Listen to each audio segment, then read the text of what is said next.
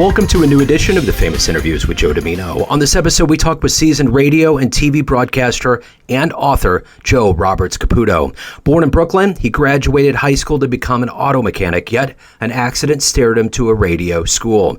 That turned into a 50-year career as a disc jockey and TV broadcaster. He hosted a golf show on the Travel Channel that required him to visit places like Scotland, Ireland, Acapulco, and the French Riviera. He was married to his high school sweetheart for 44 years before she passed from pancreatic cancer in 1999. He has 3 children, 7 grandchildren, 5 great-grandchildren. He started writing novels at the age of 75, and he's never looked back. Enjoy this story. I always said I had a face for radio. My engineer for my radio show always says that he's an old school radio guy. I love it when he says that. It's one of my favorite quotes.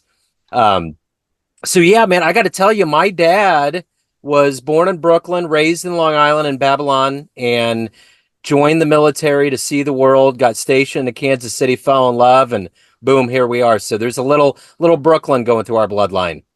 Yeah, the Brooklyn seems to be like just anywhere you go in the world, it seems like there's going to be somebody from Brooklyn.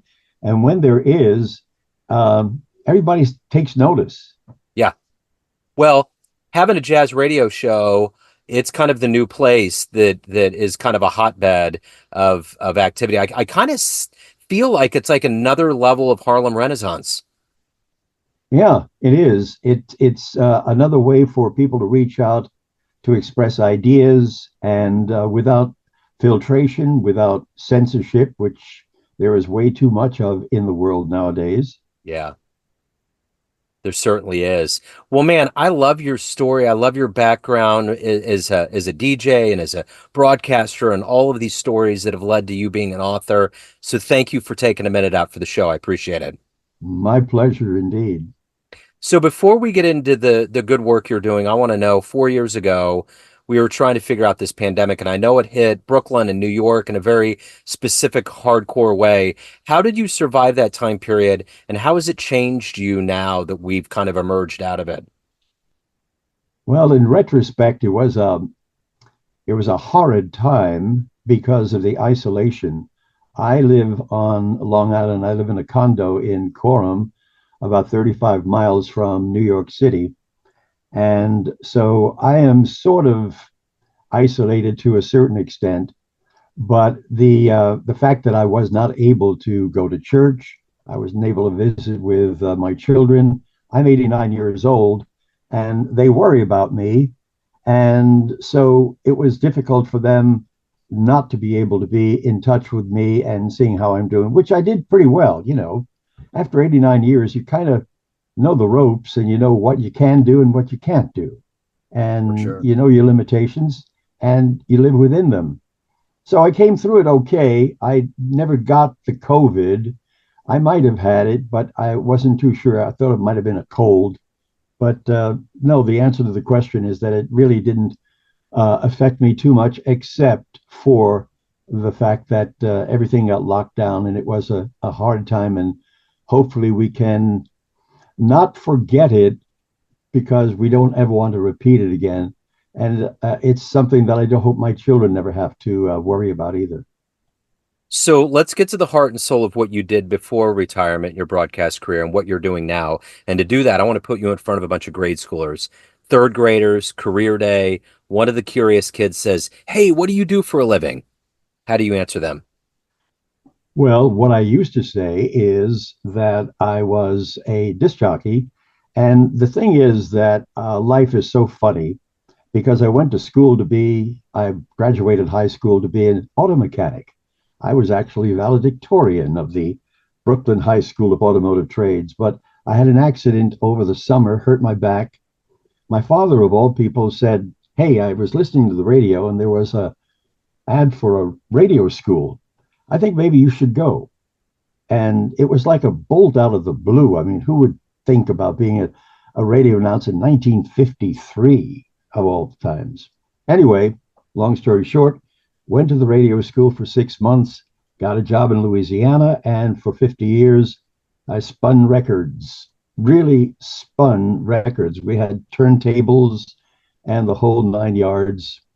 And it was an unexpected, but a a spectacular surprise for me and a constant delight because I met a lot of people along the way. You know that people who are creative in radio, television, the things that you do, these are the people that you want to be around because they're interesting. And I was fortunate to be around an awful lot of them, including, of all things, being host of a golf show on television. I was doing some freelancing for a guy, and he was thinking of putting together a program about improving the game of the average golfer, including sending me to some famous golf course and playing the signature hole at that golf course with the pro, with the idea of, getting tips for the average golfer. And it wound up that we did 30 shows, and the Travel Channel picked it up. And I had to go to places like Scotland and Ireland and Acapulco and Mexico and the French Riviera and places like that. We did 30 shows.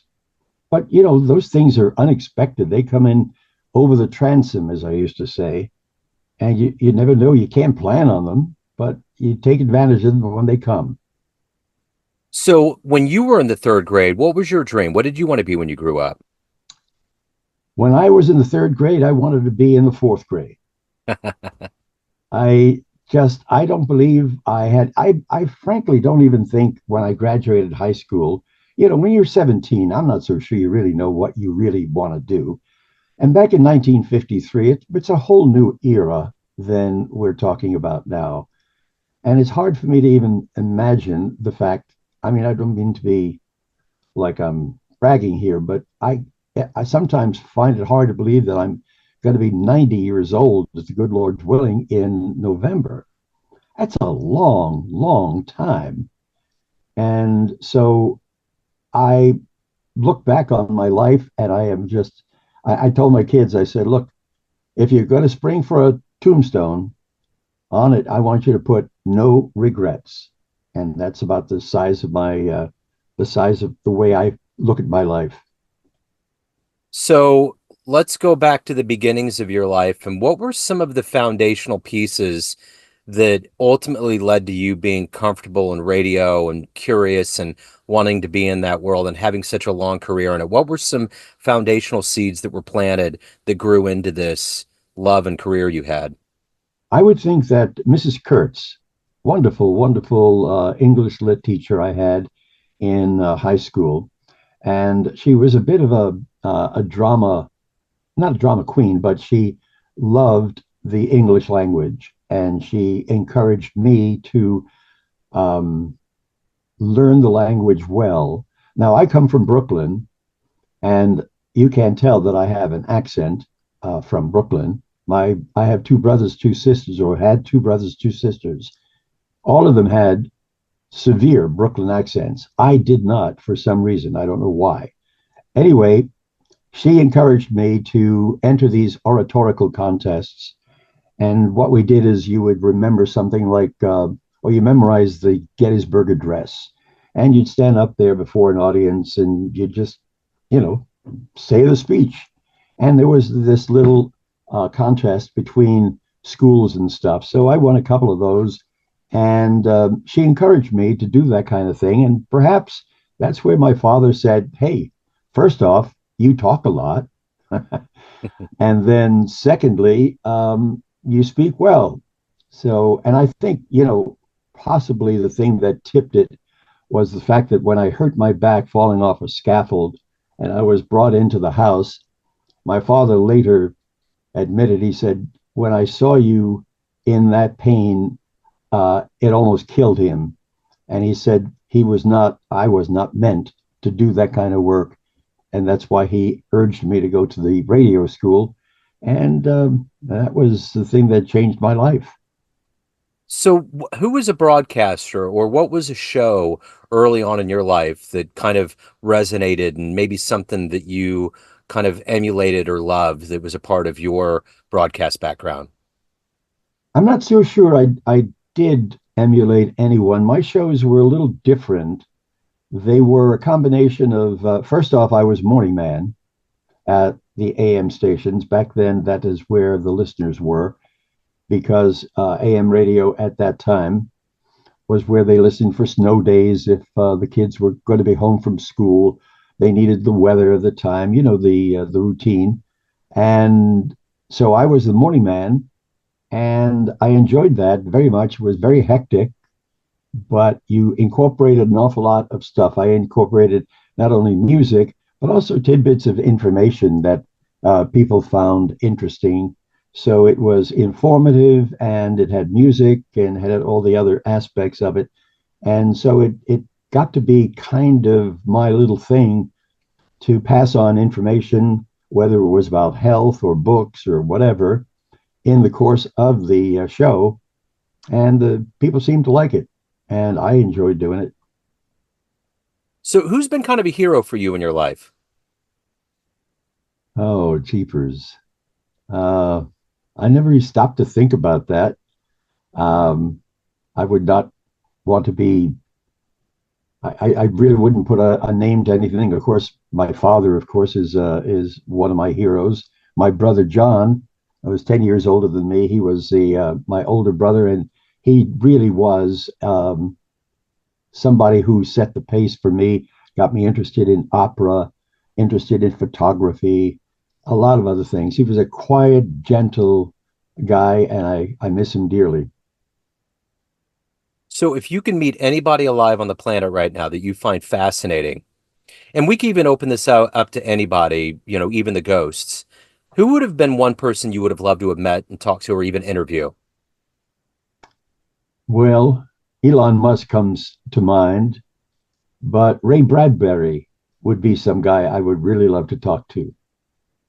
Yeah. He's one of my favorite authors, and he is the master of the metaphor. And as a matter of fact, I try to use some of his tactics in the books that I write, because I believe that it is important, if you're appealing only to someone's eyes, as you are in a book, that you need to be descriptive, but not overly so.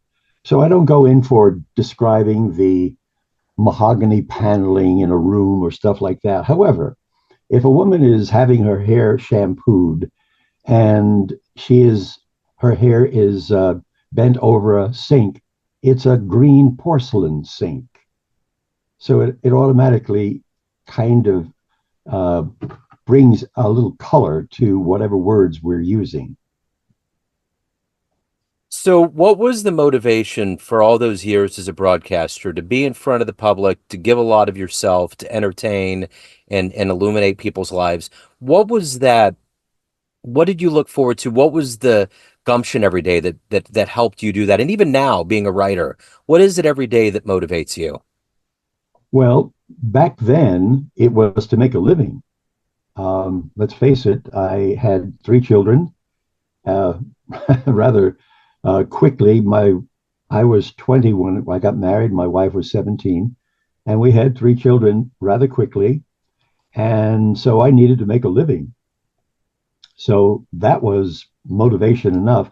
And then the career just kind of went from place to place. I didn't wander around a whole lot like a lot of people, but it just seemed things just fell into place from time to time, and I would progress from one station to another. So, for instance, I was working in a little station in Sherman, Texas, which is about 64 miles north of Dallas. That's when I got my first 5 years in radio and did an awful lot of stuff. And one day, on a Friday, last day of a vacation, I called. Now, this is a 250-watt station. For those of you listening, that's about as small as a station can get. However, I called WFAA in Dallas, which is 50,000 watts, which is the biggest station you can get. And I just called down there on a lark, and I said, hey, listen, I'm an announcer up here in Sherman, and I was wondering, could I come down there and just get maybe a critique on what I'm doing? I'm not looking for a job. I just thought maybe somebody could give me some hints. And sure enough, they were so nice. They're Texans. What do they know? They're sweet and lovely people. I went down there and read for them and read for a couple of people. And what they offered me a job on the spot. Wow. So I go from a 250 watt station to a 50,000 watt station in the twinkling of an eye. And I had absolutely no plans on how that came about. And so it's a crazy life sometimes. Well, as you very well know in this line of work, the worst that can happen is someone will say no. Yeah, um, that's true. Everybody gets fired, and it never is pleasant. I was fired a couple of times, and it hurts every single time because you always think it's unjust, but you bounce back. So I got fired from a station from a program director who was an egomaniac, and he thought I was having a little too much influence on listeners and all that kind of stuff. So anyway, I'm idle for a few days, and I get a call from a friend of mine at a station in New York City, and he says, "Listen, WRFM, beautiful music station, just on the air. They may be looking for another announcer. You want to come in and audition?" And I happened to tell them that, "Gee, I have a golf date scheduled for tomorrow, but my wife gave me the look of the devil," and I said, "No, no, I'll be there tomorrow." And sure enough, I went in and they gave me the job, and I was there for 17 years. Wow.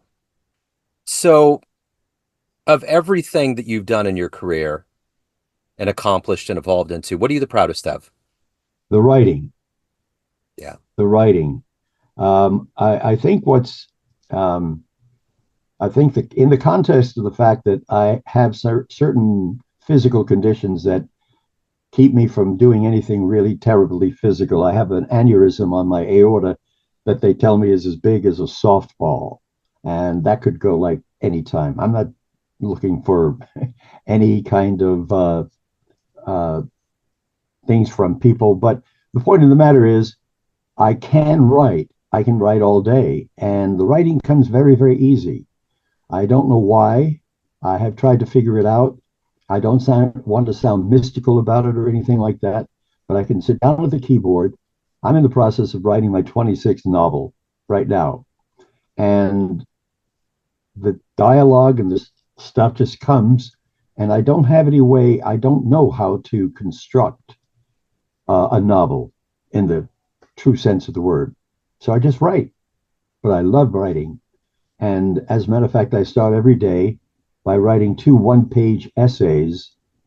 And this is a little venture called Personifications, in which I give a personality to an inanimate object. And I've written a volume that's already on Amazon. It's called Suppose. Suppose a pebble could speak. What do you think it would say? Today I wrote a thing about flip-flops and a tomato. Yesterday, I wrote one about the Antichrist and ice cream. So it covers a multitude of topics, but they are so much fun to write. It takes me like 15 minutes each. I've written about, I guess, maybe 400 so far. And then I go to work on my book, and that's it. But the writing is key, and it's been such a wonderful release for me because I am not able to play the golf or the tennis or the bowling like I used to. So writing is a great, great substitute. So, of all of the things that you've witnessed on your time being alive and in this industry of TV and radio and the media, what do you see in the evolution of how we disseminate it and mingle in it? What has been one of the best advancements in your mind? Well, obviously, the internet has been an incredible invention and a great tool for us to circumvent those who would kind of try to persuade us to do things in a certain way. And I am for free speech. Um, I believe in, I don't believe in hate speech. That is, I believe there is such a thing, but hate speech can be counted with love speech. But you cannot stop speech. Once you stop speech, you stop communication. When you stop communication, you start getting isolation. People go to their corners, they don't want to come out, and it's not a healthy place to be. I like debate. I like people to express their opinions. And I mean, I love to talk about religion. I love to talk about politics. Two things that people say, oh, you can't talk about that. Those are the two most, they're two most wonderful things and interesting things to talk about. So at the end of the day, everyone out there has a perception of you, family, friends, fans, all of your readers, but you ultimately run the show. What's your perception of you? Who do you think you are? Jeepers, that's a good question. I am not the introspective kind. I am very optimistic. I'm always grateful for the day as it begins. I always give thanks because I do have the day, and the day can bring all kinds of things, including ideas for perhaps new books, new ideas for essays, new ways to express myself better. I wrote a book called The Boy Who Painted Rainbows. And I thought that was one of my most adventurous books because for some reason it starts out, and this is the weird thing about writing. You don't know where the ideas come from. I don't actually. One day I got this number in my head, 1758. I didn't know what that meant. And it wound up, I said, 1758. Maybe we write a book about, I don't know, Cologne, Germany. I was in the Cologne Cathedral one time. So 1758, I wrote a book called The Boy Who Painted Rainbows, and it was about this orphan boy who was left in the Cologne Cathedral in the winter of 1758 in Germany.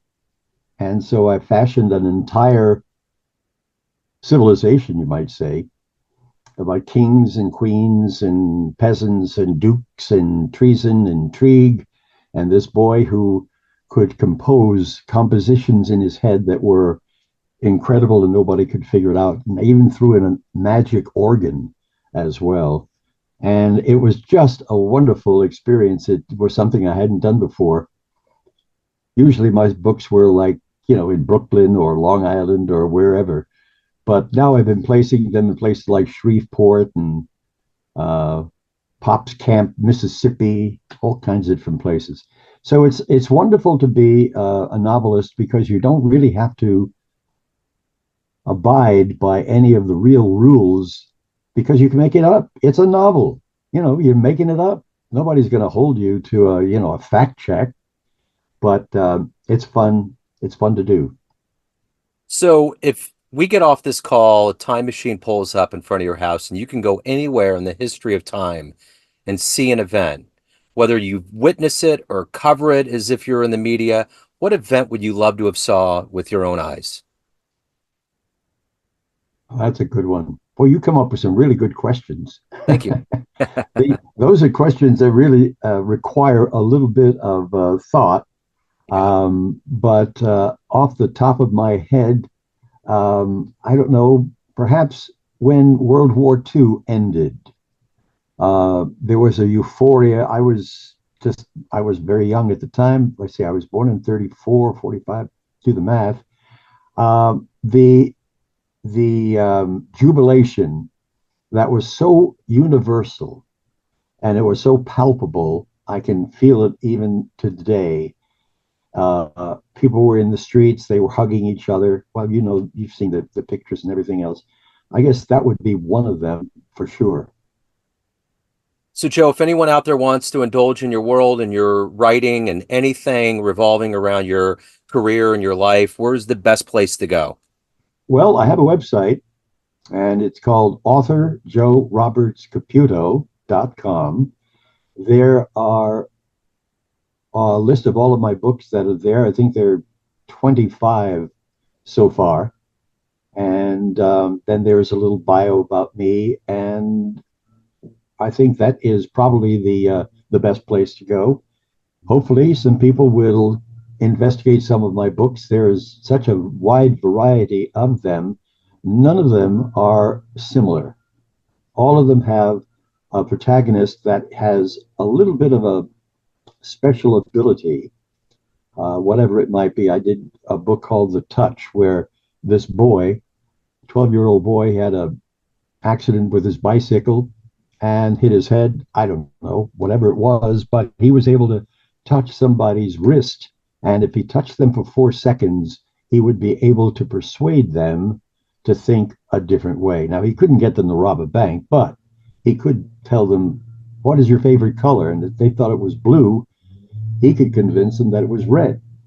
So that was called The Touch. And Wow. then there was a thing called the Phenom, who had this hand-eye coordination, which was off the charts.